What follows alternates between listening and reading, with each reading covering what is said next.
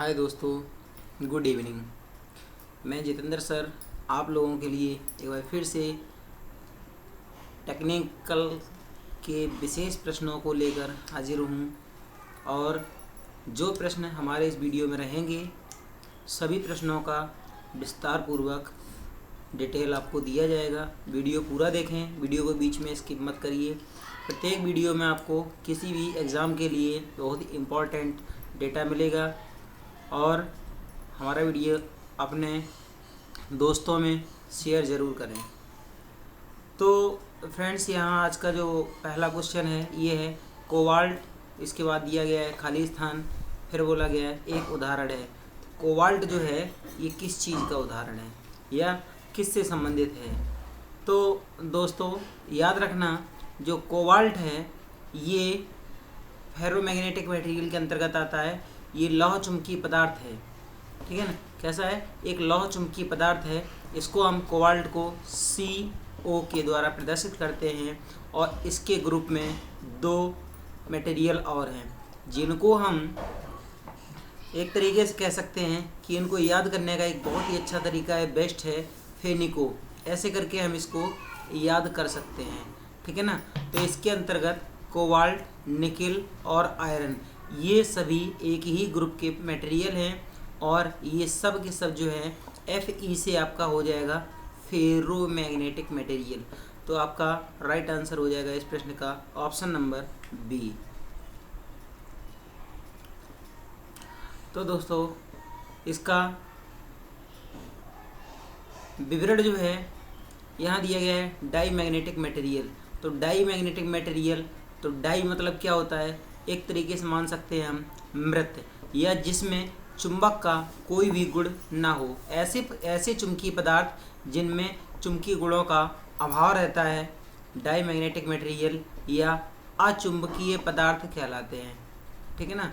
अचुंबकीय पदार्थ कहलाते हैं, ठीक है। इसको याद रखेंगे, डाई मैग्नेटिक मटेरियल या अचुंबकीय पदार्थ, ऐसे चुंबकीय पदार्थ जिनमें चुंबकीय गुणों का अभाव रहता है, ठीक है ना। इस प्रकार के पदार्थों की चुंबकशीलता क्या? Mu R. चुंबकशीलता जो म्यू आर की वैल्यू होती है ये क्या होती है? ये हमेशा 1 से क्या होती है? 1 से कम होती है, ठीक है। 1 से कम होती है इसकी वैल्यू, याद रखना, ठीक है ना। इसके एग्जाम्पल जो हैं कागज़, लकड़ी, माइका, ग्लास, रबर, जितने भी इंसुलेटेड मटेरियल हैं सब के सब, ठीक है ना, डाई मैग्नेटिक मटेरियल के अंतर्गत आते हैं। कुछ कुचालक भी आते हैं, जैसे कि चांदी है, सोना है, कापर है, ठीक है ना। कापर है, ये भी इसके कुचालक पदार्थ के अंतर्गत आते हैं, ठीक है ना। यह डाई मैग्नेटिक मटेरियल के अंतर्गत आते हैं। बिस्मिथ भी इसी के अंतर्गत आता है, ठीक है। नेक्स्ट है आपका अनुचुंबकीय पदार्थ, जिसको हम पैरा मैग्नेटिक मटेरियल कहते हैं। ऐसे चुंबकीय पदार्थ जिनमें चुंबकीय गुण अल्प मात्रा में होते हैं। जैसे मान कर के चलिए कि यहाँ पर कोई एक मैग्नेट है और इसमें कोई लौह पदार्थ यहाँ पर पड़े हुए हैं, तो इसके आकर्षण की शक्ति थोड़ी सी कम हो, बहुत बारीकी से इसको आकर्षित करे, ठीक है ना। तो ये जो है पैरामैग्नेटिक मटेरियल या अनुचुंबकीय पदार्थ कहलाते हैं। अनुचुंबकीय पदार्थ की जो चुंबकशीलता होती है म्यू आर, ठीक है ना, जो चुंबकशीलता होती है ये 1 से कुछ अधिक होती है, ठीक है ना। 1 से कुछ अधिक होती है, ये लगभग 1 के बराबर होती है। और इसके एग्जाम्पल हैं एल्युमिनियम, प्लेटिनम, मैग्नीशियम और यहाँ पर है आपका ऑक्सीजन। यहाँ पर ये जो एल्युमिनियम है ये ज़्यादातर पेपर में आता रहता है। तो दोस्तों याद रखना, एल्युमिनियम एक जो है पैरामैग्नेटिक मटेरियल है। और इसके अंतर्गत कापर भी आता है, इसको भी याद रखना। ये एक कापर जो है ये एक तरीके से कहेंगे कि ये दो के अंतर्गत आ जाता है। ये नॉन फेरस और पैरामैग्नेटिक मटेरियल के अंतर्गत भी आता है। तो दोस्तों अगला है हमारा फेरी मैग्नेटिक मटेरियल, ठीक है ना। फेरी मैग्नेटिक मटेरियल, इसको हम पराचुंबकीय भी कहते हैं। क्या कहते हैं? पराचुंबकीय पदार्थ भी कहते हैं। ऐसे चुंबकीय पदार्थ जिनमें चुंबकीय गुण सर्वाधिक मात्रा में रहते हैं, कि जैसे कि किसी चुंबक को रखा गया और इस चुंबक की ओर कोई भी पदार्थ है, चुंबकीय पदार्थ बहुत तीव्रता के साथ आकर्षित हो, इस प्रकार से इनको हम पहचान सकते हैं कि इस प्रकार के पदार्थों की चुंबकशीलता सर्वाधिक होती है, म्यू आर की वैल्यू जो है बहुत ज़्यादा होती है, ठीक है ना। इसका चुंबकीय लूप जो होता है ये दोस्तों कैसा होता है, आयताकार, या हम कह सकते हैं कि जो BH लूप होता है, ठीक है ना, BH लूप होता है ये इसका आयताकार होता है। इस प्रकार से आयताकार इसका BH लूप बनता है, ठीक है ना। आयताकार कह सकते हैं कि इसका जो BH लूप हम बनाएंगे एक तरीके से आयताकार होता है, ठीक है। इसमें जो B होता है ये आपका y अक्ष पर होता है और H जो होता है ये x अक्ष पर होता है, ठीक है ना।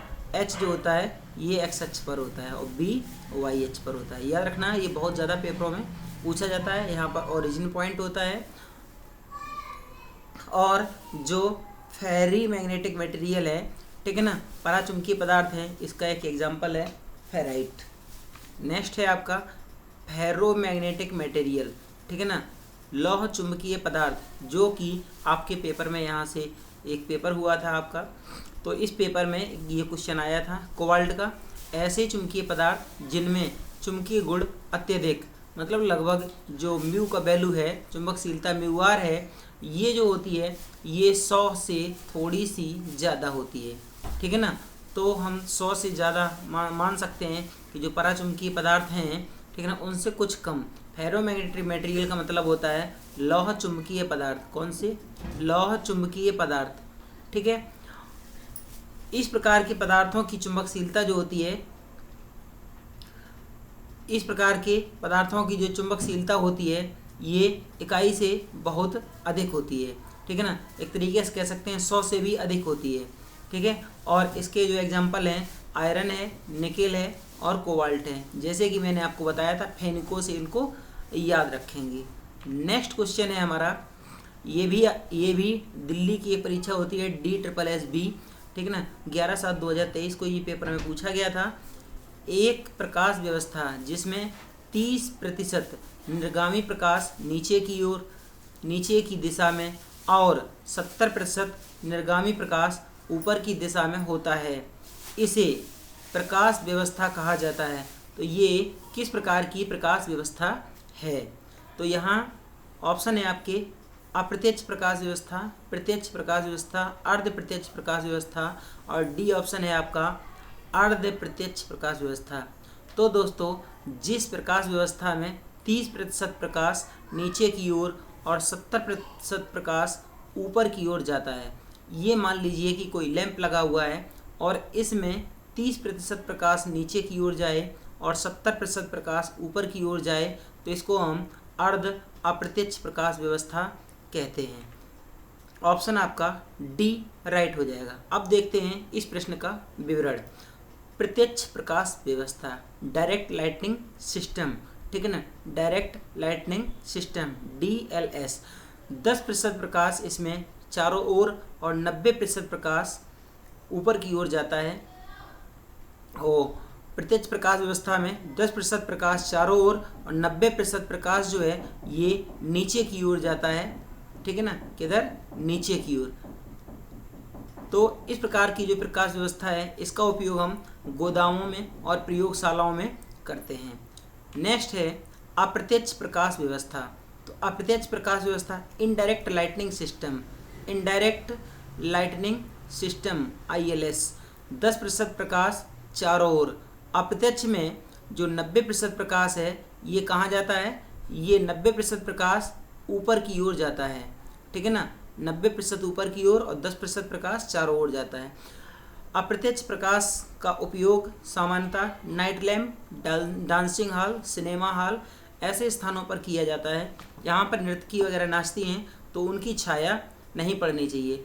यह प्रकाश व्यवस्था जो है, अप्रत्यक्ष प्रकाश व्यवस्था जो है, ये कैसी है? यह एक छाया रहित प्रकाश व्यवस्था है, ठीक है ना, छाया रहित प्रकाश व्यवस्था है। इसको याद रखना, पेपर में बहुत ज़्यादा पूछा जाता है कि छाया रहित प्रकाश व्यवस्था निम्न में से किस प्रकाश व्यवस्था के अंतर्गत आती है? तो ये इनडायरेक्ट लाइटनिंग सिस्टम है, अप्रत्यक्ष प्रकाश व्यवस्था के अंतर्गत आती है। इसका उपयोग बड़े पैमाने पर किया जाता है डांसिंग हॉल, सिनेमा हॉल और नाइट लैम्प, ठीक है ना। यहीं पर सिनेमा हॉल है यदि सिनेमा प्रोजेक्टर पूछा जाए, ठीक है ना। सिनेमा प्रोजेक्टर पूछा जाए तो सिनेमा प्रोजेक्टर के लिए हम कार्बन लैंप, ठीक है ना, कार्बन आर्क लैंप का उपयोग करते हैं, इसको याद रखना। नेक्स्ट है अर्ध प्रत्यक्ष प्रकाश व्यवस्था। ये यूपीपीसीएल में पूछा गया प्रश्न है। 30% प्रकाश इसमें चारों ओर होता है और 70% जो है अर्ध प्रत्यक्ष, प्रत्यक्ष मतलब डायरेक्ट, ठीक है ना, अर्ध मतलब आधा, तो 30% प्रकाश जो है चारों ओर और 70% प्रकाश नीचे की ओर आता है। अर्ध प्रत्यक्ष सेमी डायरेक्ट लाइटनिंग सिस्टम, ठीक है ना, सेमी डायरेक्ट लाइटनिंग सिस्टम। इसका उपयोग सजावटी प्रकाशन में, शादी, पार्टी, लॉन आदि स्थानों पर सर्वाधिक मात्रा में किया जाता है। ये एलईडी जो है, ये सामान्यतः एलईडी लैंप जो है, ये आपका सेमी डायरेक्ट लाइटनिंग सिस्टम के अंतर्गत आता है। इसका फिगर भी पूछा जाता है। नेक्स्ट है आपका अर्ध अप्रत्यक्ष प्रकाश व्यवस्था। इसमें 70% प्रकाश ऊपर की ओर जाता है, 70% प्रकाश ऊपर की ओर जाता है और 30% प्रकाश चारों ओर जाता है, ठीक है ना, 30% प्रकाश चारों ओर जाता है। इसको याद रखना, 70% प्रकाश ऊपर की ओर और 30% प्रकाश चारों ओर जाता है। अर्ध मतलब semi indirect lightning system SILS, इसका उपयोग सजावटी प्रकाशन में और मंद प्रकाशन में किया जाता है, या डिम लाइट। इसका उपयोग भी नाइट लैंप में भी किया जाता है, ठीक, नाइट लैंप में भी इसका उपयोग किया जाता है, याद रखना दोस्तों। नेक्स्ट है आपका सामान्य प्रकाश व्यवस्था, जनरल लाइटनिंग सिस्टम GLS, ठीक है ना। इस लैंप को GLS लैंप के नाम से भी जाना जाता है, ठीक है ना, जो साधारण बल्ब है। इसमें 50% प्रकाश ऊपर की ओर और 50% प्रकाश नीचे की ओर आता है, ठीक है ना। जनरल लाइटनिंग सिस्टम, सामान्य प्रकाश व्यवस्था का उपयोग सामान्यतः घरेलू उपयोग में किया जाता है। नेक्स्ट है आपका आपलावी प्रकाश व्यवस्था, फ्लड लाइटनिंग सिस्टम, ठीक है ना। इसका उपयोग अति तीव्र प्रकाशन के लिए उपयोगी है। इस व्यवस्था में अब सोडियम और हैलोजन लैंपों के स्थान पर उच्च प्रकाशन, अधिक वाट की LED का उपयोग किया जाता है। इससे जो आपकी लाइट है, या एक तरीके से कहेंगे जो KWH जो हमारी यूनिट, या हम कहेंगे एक तरीके से जो यूनिट है, ठीक है ना, यूनिट क्षमता में कमी होती है और इसका खर्च भी LED लाइट का कम होता है। इसका उपयोग सामान्यतः आपलावी प्रकाश या फ्लड लाइटिंग सिस्टम का उपयोग सोडियम स्टेडियम, सड़क, डॉकयार्ड, जो जलयान जहाँ पर खड़े होते हैं, रेलवे स्टेशन, मंडियाँ, चौराहे आदि इन स्थानों पर किया जाता है। यहाँ पर देख सकते हैं आपलावी प्रकाश व्यवस्था है और इसका उपयोग सामान्यतः एक स्टेडियम में लाइट के रूप में किया गया है। इसका एक सिंबल भी होता है दोस्तों, इसका एक सिंबल भी होता है। सिंबल को बहुत अच्छी तरीके से आप लोग याद रखना। सिंबल ये परीक्षा में भी पूछा जा चुका है। यहाँ पर क्रॉस का निशान रहेगा और एक इधर की तरफ और एक इधर की तरफ ये एरो रहेंगे, ठीक है ना, इस साइड में एरो रहेंगे। ये जो आपका सिंबल है या संकेत है, ये संकेत आपका फ्लड लाइटिंग सिस्टम का है। ये भी परीक्षा में आ चुका है। ये स्टेडियम में जो लाइट लगाई जाती है, ये लाइट जो है फ्लड लाइट कहलाती है। यहाँ पर कोड विवरण दिया गया है एक साथ, ठीक है ना। इनडायरेक्ट लाइटिंग ऊपर की तरफ और डायरेक्ट लाइटिंग ये सेंटर लाइन से नीचे एक साइड में। यहाँ पर जो लैंप दिखाई गई है, ये डायरेक्ट लाइट को यहाँ प्रदर्शित किया गया है। 100% नीचे की तरफ दिखाई गई है, परंतु 100% नहीं दोस्तों, यहाँ केवल 90% होता है और 10% प्रकाश जो है चारों तरफ फैल जाता है। सेमी डायरेक्ट में क्या होता है, इसमें 70 नीचे की ओर और 30% ऊपर की ओर प्रकाश चला जाता है, ठीक है ना, 70 और 30 हो जाता है। यहाँ पर 70% नीचे की ओर और 30% ऊपर की ओर प्रकाश चला जाता है। इसके बाद जनरल लाइटिंग सिस्टम, ये डिफ्यूजन में क्या होता है, 50% नीचे की ओर और 50% ऊपर की ओर प्रकाश जाता है, ठीक है ना। सेमी में क्या होता है, सेमी इनडायरेक्ट में इसमें होता है 70% ऊपर की ओर प्रकाश जाता है, ठीक है ना। कितना जाता है ऊपर, 70%। 70% प्रकाश ऊपर की ओर और 30% प्रकाश जो है नीचे की ओर जाता है। इनडायरेक्ट में क्या होता है, इनडायरेक्ट में 90% ऊपर की ओर और 10% जो प्रकाश होता है, ठीक है ना, ये किधर जाता है, चारों ओर फैल जाता है। 10% प्रकाश जो है वो चारों ओर फैलता है। आज का दोस्तों अभ्यास प्रश्न है, ऐसे चुंबकीय पदार्थ जिनमें चुंबकीय गुण अल्प मात्रा में रहते हैं, इस प्रकार के पदार्थों की चुंबकशीलता इकाई होती है। तो ये 4 ऑप्शन दिए गए हैं। पहला ऑप्शन है मैग्नेटिक पदार्थ, फेरी मैग्नेटिक पदार्थ, फेरो मैग्नेटिक पदार्थ, डाई मैग्नेटिक पदार्थ, अचुंबकीय पदार्थ। तो इनमें से इसका राइट आंसर कौन सा होगा? तो दोस्तों इस अभ्यास प्रश्न का जवाब आप कमेंट सेक्शन में देंगे और वीडियो कंटिन्यू आएगी दोस्तों। और वीडियो आपकी 8 से 9 बजे के बीच में हमेशा रहेगी। आज थोड़ा सा लेट हो गया, वीडियो आपको 8 बजे प्रतिदिन मिलेगी। वीडियो को देखना ना भूलें। Thank you for watching. जय हिंद।